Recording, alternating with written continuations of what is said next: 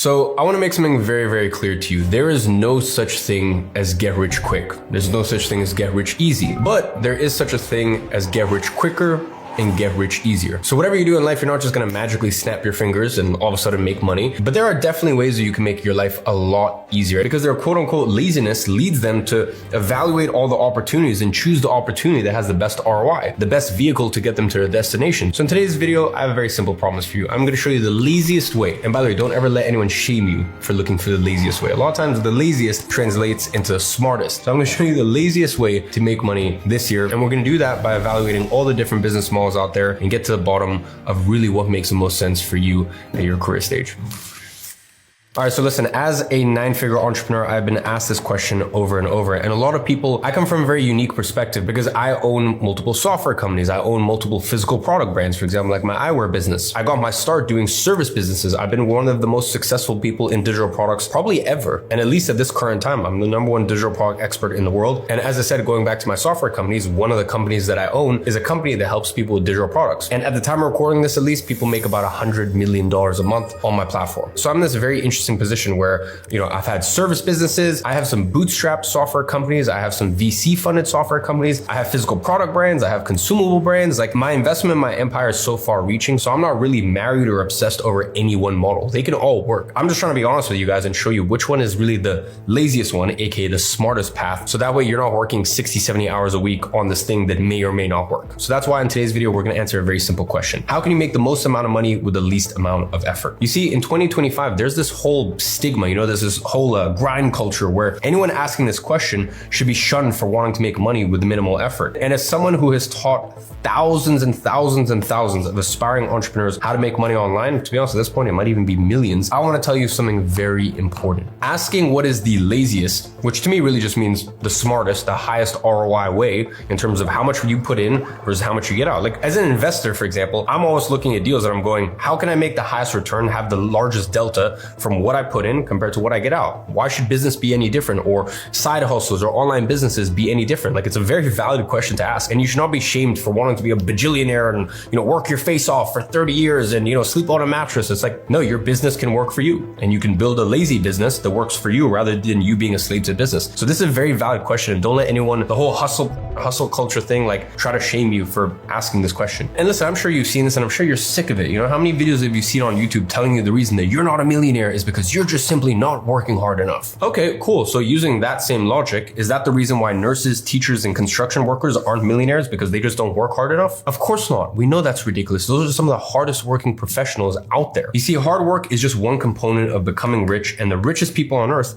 they know this, they understand this. As Warren Buffett once famously said, it's not about how hard you row, it's about what boat that you're in. So in very simple terms, the business model you choose is more important than the hours you dedicate to it. Some business models require more work than others to achieve the same result. That is quite frankly a fact. So today, I'm gonna help you find the laziest business model. I'm gonna compare 5 different business models. And by the way, this is speaking from experience, not a, hey, well, I think this one's harder, or I think this, like, by the way, coming from someone who's made $1 million in profit with every single one of these models, literally every single one of them. And some of these models I've made up to $100 million from. So like, trust me, I know what I'm talking about when I speak about this. And we're gonna compare them to find the one that allows you to make the most money with the least effort. So to compare these business models, let's use 5 categories to accurately assess which business model is truly the laziest. The first one is upfront capital. Now, the capital category measures the minimum dollar amount you need to spend to start the business and get it off the ground. Next is scalability. Now, scalability measures your ability to make more money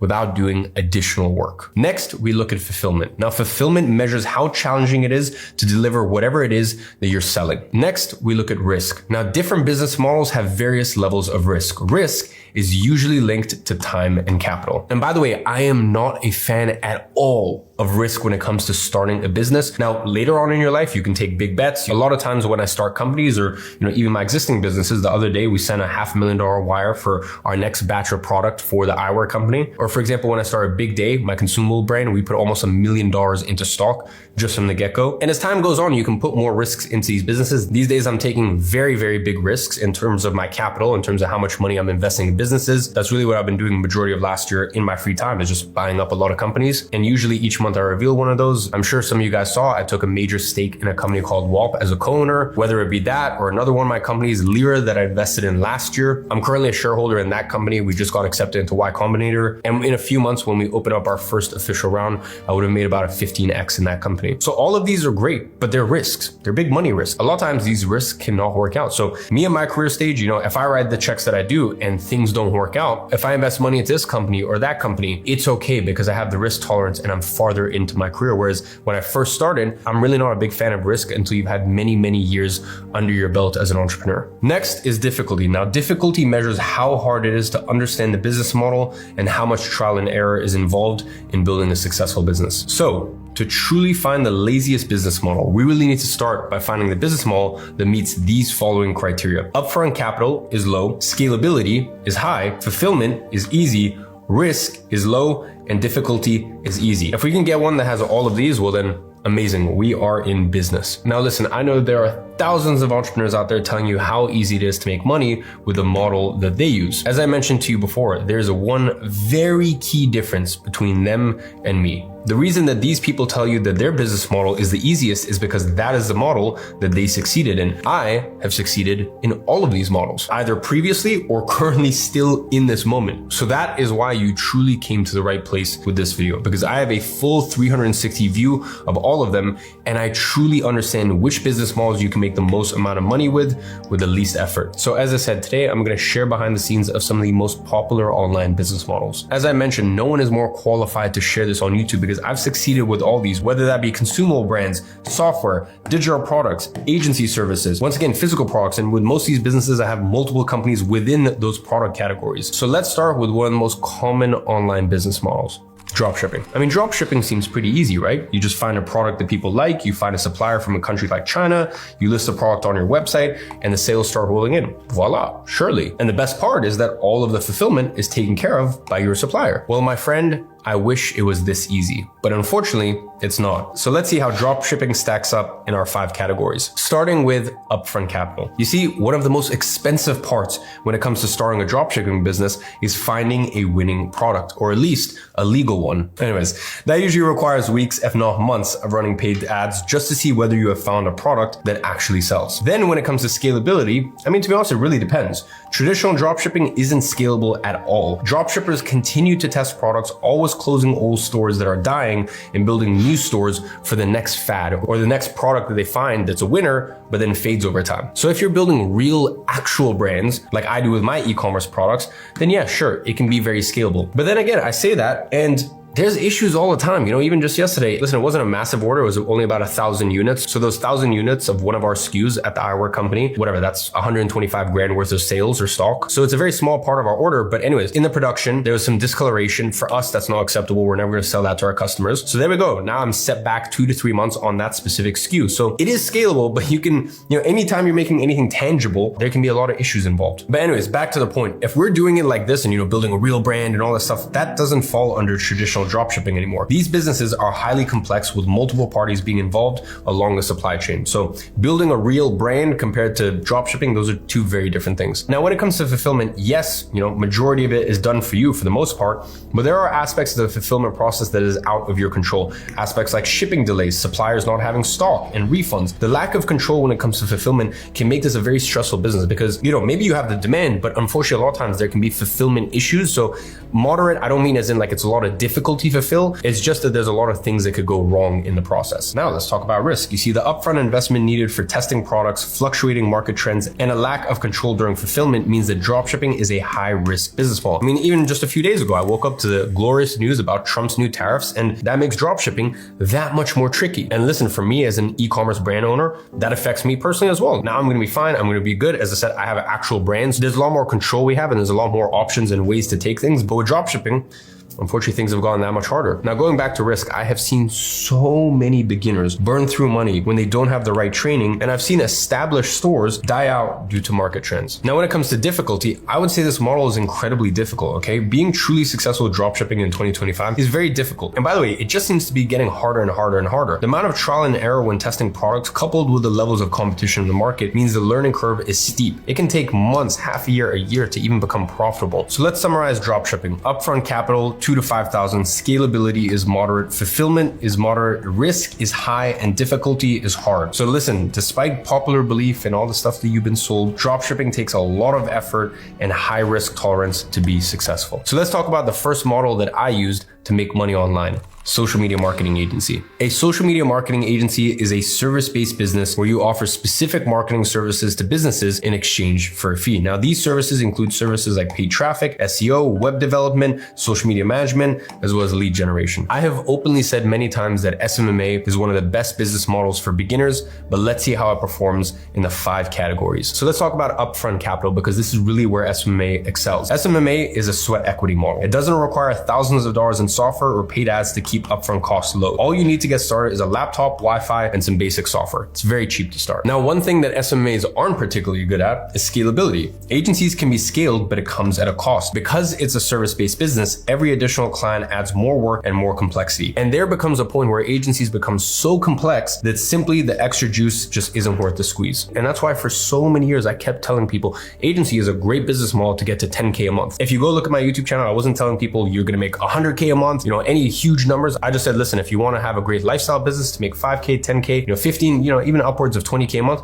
great business model. Scaling past there, becomes a little tricky. Now let's talk about fulfillment. You see, fulfilling the services you provide when running an agency can be pretty simple due to contractor arbitrage, but that is only one side of it. And by the way, contractor arbitrage just means you find someone to deliver the service in a country where the US dollar, the buying power is substantially better. You pay them $500 per month per client. You charge the client $1,500 or $2,000. And by the way, it's so funny in the past when people have argued with me about this, it's like pretty much the entire global economy works on an arbitrage model. That's why, dropshipping, for example, is an arbitrage model. So this model is omnipresent. It's everywhere in the world. It's just with SMA, you apply it to services. Now, some downsides, you have to manage a full team and deal with clients on a daily basis, which doesn't align with our goal of finding the laziest business model. I would say agency is a great business model, but you learn so much as an actual business owner because you have to be truly a business owner. You have to be switched on, you have to be on the ball. Risk, once again, SMA is one of the lowest risk business models out there. It's amazing because it doesn't require huge capital injections to get started, and you have a lot of control over the fulfillment process. This is one of the main reasons why I have always said that SMA is one of the most beginner-friendly business models out there. When it comes to difficulty, I give it a moderate. SMA has become a lot harder over time. There's no denying it. Obviously, as markets start to become more mature, a lot more people come into market. It does get trickier as time goes on. There's definitely more competition in the market than when I first started, and it is a business model that requires you to master various different skills such as prospecting, outreach, sales, and management. You actually have to be a real business owner and be skilled in multiple different domains. So to summarize, upfront capital, $50 to $200, scalability, low, fulfillment, moderate, risk, low, difficulty, moderate. So to summarize, SMA is a business model you can start with almost no risk, but a big drawback, especially when you're looking for a low effort business, is that scaling often leads to complexity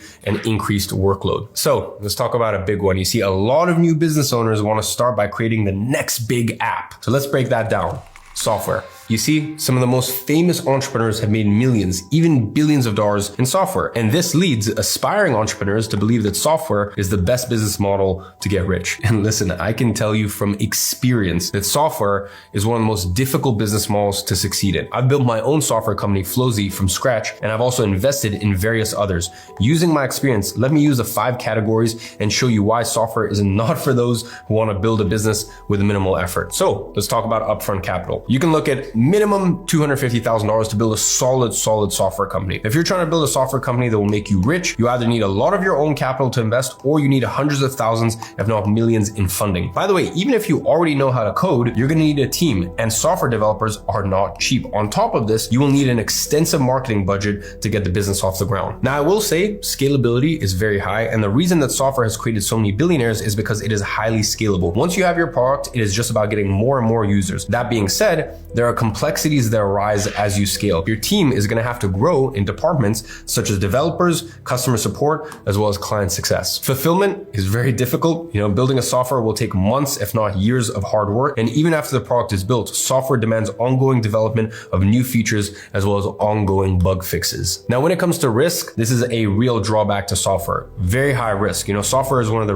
riskiest business models out there. If you're using your own capital, all of that money can be lost if the business doesn't work. And in many cases, software entrepreneurs are using money from investors, which adds an extra layer of risk on top. For difficulty, it is extremely hard. The software industry is one of the most competitive markets on earth. It also requires a huge amount of technical skills, such as coding and design. It's going to require outside funding, and securing that funding makes the business model even more difficult than what it already is. So pretty much to summarize, upfront capital, you're looking at a lot of money. Scalability, yes, it's very high. Fulfillment, hard. Risk, high. Difficulty, very hard. So software is just simply not a beginner-friendly business model, and it takes years of effort to be successful. My honest advice would just be to avoid software when starting your entrepreneurial journey. Next, I'm going to show you a business model that I have made millions and millions of dollars with, but has always just been sort of a background side income, and that is affiliate marketing. Listen, to be honest, I wouldn't really call affiliate marketing a real business, but there are people making a lot of money using this method. Affiliate marketers promote other brands' products in a variety of ways. These include websites, blogs, social media content, and product reviews, just to name a few. You see, when someone buys a product through the affiliate marketer's link, they get a pre-agreed cut of the selling price from the brand. So for example, when you're watching a YouTube video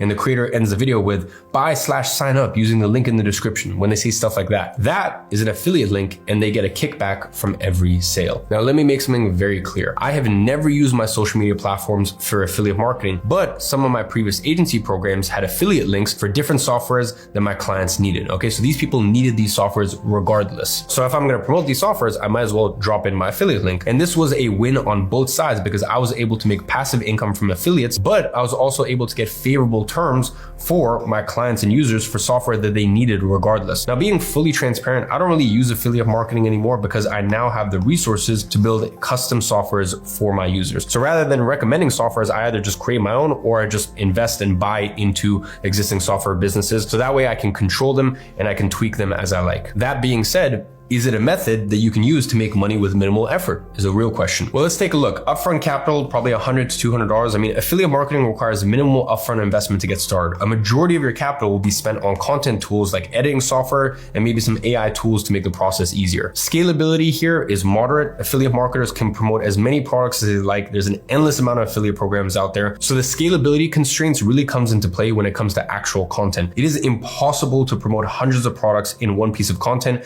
which means the more content you make, the more products you can promote and the more money you are able to make off the back of it. Now, when it comes to fulfillment, it's relatively easy because the physical product fulfillment has nothing to do with you. So in this regard, the fulfillment is actually quite simple. That being said, if you want lots of people to use your links, the content has to be quality and you need to attract a big audience. Affiliate marketing, to me, the reason I don't consider it like a proper business is like you build a personal brand and then you can make money from affiliate marketing. So the fulfillment, yeah, you're not fulfilling on like what is being bought, but you're fulfilling in terms of like you have to create the content to draw the audience in, and then from there they use your affiliate link. So as I said, you need to attract a big audience for this specific model to actually work. Growing a larger audience isn't impossible, but of course it takes time and effort. I love it. I recommend everyone build a micro niche personal brand. It's one of the best things that you can do for your career in life. But of course, it's not something that, snap your fingers and it just happens overnight. When it comes to risk, obviously this is extremely low. There's practically no upfront investment, and growing an audience on social media will add value to your life, whether you're successful with affiliate marketing or not. This means the risk is pretty much insignificant. Now, when it comes to difficulty, I'd say it's moderate here.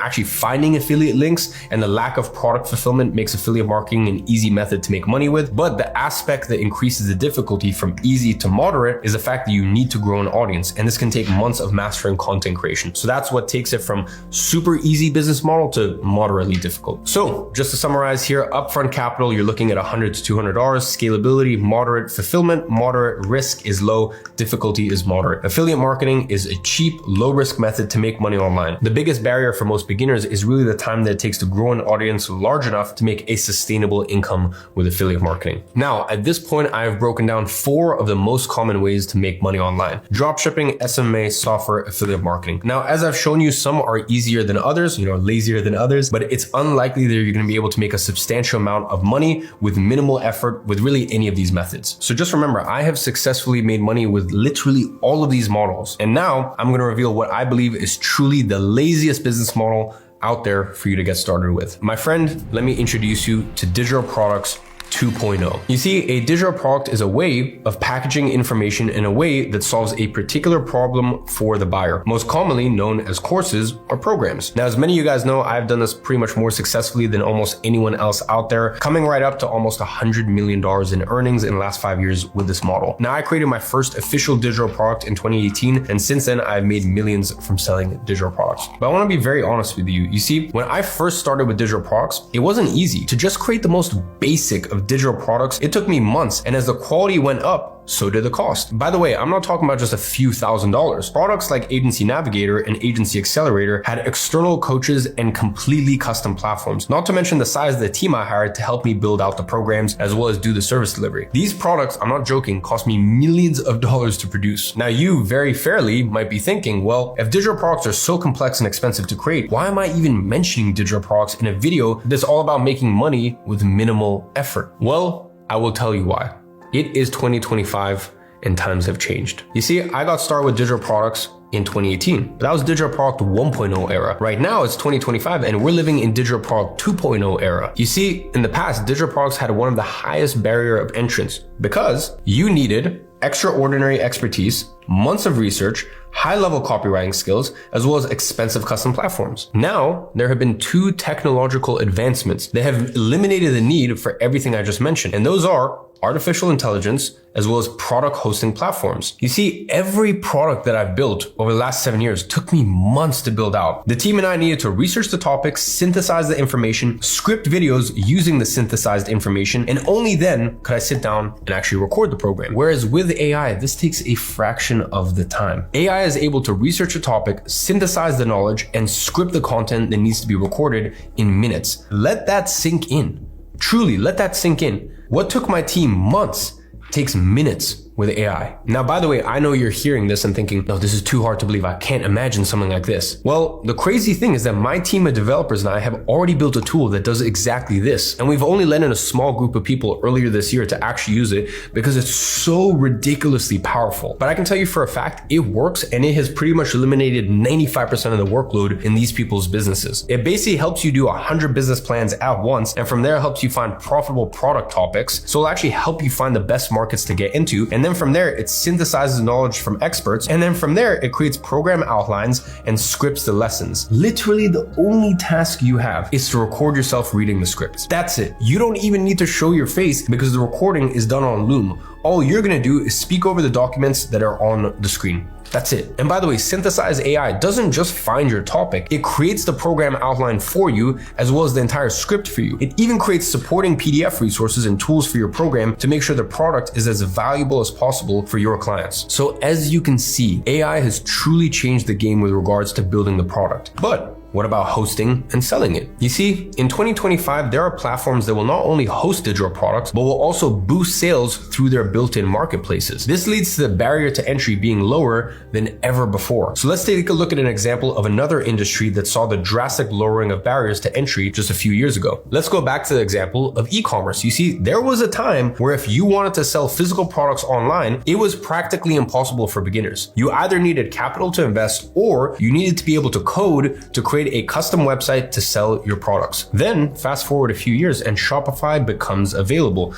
a platform that allowed literally anyone to sell physical products online. In addition to that, Amazon also takes off. This allowed anyone to sell products on the biggest physical product marketplace on earth. So, what happened to these platforms when it became accessible for everyone? Beginners started making millions of dollars using methods such as dropshipping and Amazon FBA. These platforms eliminated all the barriers to entry. This is about 10, 12 years ago. Now recently, as some of you guys may have seen, I announced that I made a major investment and became a co-owner of WAP. WAP is a platform to host and sell digital products. Think about it, kind of like Shopify and Amazon in one platform for digital products. You see, the combination of artificial intelligence like Synthesis AI and digital product platforms like WAP don't only provide one of the biggest online money-making opportunities of the decade, it also presents one of the easiest, laziest ways of making money online in 2025. But Let's make it fair. Let's see how digital products perform in each of the 5 categories that we discussed earlier. Digital products 2.0. Upfront capital, maybe $100 to $200. Digital products 2.0 requires minimal upfront investment. WAP is free to use, which has eliminated the need for expensive custom platforms. And by investing into tools like Canva to create branding, Loom to record the program, and AI to create the product, you're able to create a top-tier product with a minimal upfront investment. For scalability, it's super high. I mean, digital products are extremely scalable. You only create the product once,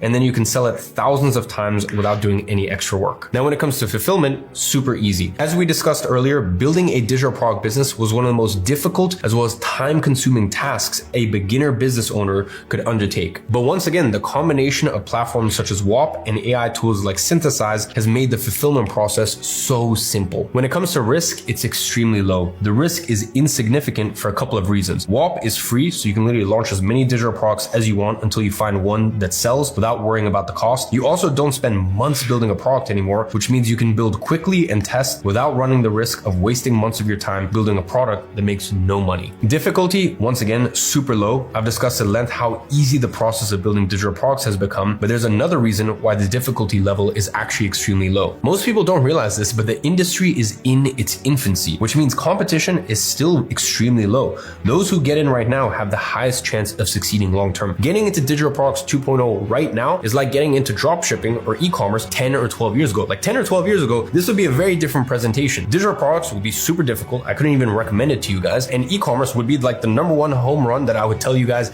do this. But times have changed, and one of the worst things you can do in your career is try to work on stuff that used to work. Business models that had their glory days. Those glory days are gone. You got to focus on what's working on right now and what's going to work for the next 5 or 10 years. So to summarize, with digital products 2.0, upfront capital is $100 to $200, scalability is high, fulfillment is easy, risk is low, difficulty is easy, and with that, digital products 2.0 is the laziest business model out there. You can make tens of thousands of dollars a month with minimal effort in a market that has minimal competition and is growing rapidly. Just so you guys understand, let me paint a picture. This is how it stacks up to the other business models. You can see dropshipping is not looking very pretty. SMMA still looks pretty appealing. I'd say it's got good statistics across the board. Software, I mean, just forget about. Affiliate marketing, once again, pretty good statistics across the board. The issue with affiliate marketing is you're gonna have to build a personal brand, which most people don't want to do. I recommend it for most people. I think it's a great business. There's very few people that have affiliate marketing as their main income. It's more of kind of like a side thing. So no disrespect to affiliate marketing, but it's just, I really wouldn't call it a business model. Whereas digital products 2.0, I mean, look at this. Like you can't argue this. This is undoubtedly the biggest opportunity in the online space right now. I mean, do you think I would have invested in a platform like WAP if I didn't believe in the future of this industry? Listen, I'm extremely logical. I spent 2 years evaluating every single company in the space, looking at the intimate financials of every single company in the space, looking at the trajectory of the space, because when I'm going to make such a massive investment and take a huge stake as a co-owner in such a big company, which quite frankly is a huge financial risk, but I sleep easy at night knowing it's not a risk because I see the trajectory of where digital products are going, and truly it's like getting involved in e-commerce, in Shopify, in dropshipping 10, 12 years ago. You're coming at just the right time before things explode. And if you get in right now, you're going to be compensated very generously for it. The digital product market is projected to more than double in size over the next 5 years. By 2030, we're looking at almost $1 trillion a year industry. It's insane. So quite simply, you have a decision to make. Are you going to get in early and get your slice of the cake? Or are you going to wait and fight for the crumbs once the market is ultra competitive? That, my friend, is the decision that only you can make. Well, let me make that decision a lot easier for you. You see, I'm going to be hosting a free 5-day live event where I'm going to show you exactly how to make the most of this opportunity. So if you want to learn how to make money online, building digital products in 2025 from literally the #1 expert in the world right now doing this stuff, as well as being a co-owner in the company where people literally make $100 million a month on our platform right now by doing digital products. And those are small numbers. I'm telling you soon it's going to be $1 billion a month. So if you want to find out how to do all this, click the link in the description and join my free live event. And with that, I will see you at the first day of the 5-day live free challenge. And as always, I'm watching from afar and I'm rooting for you.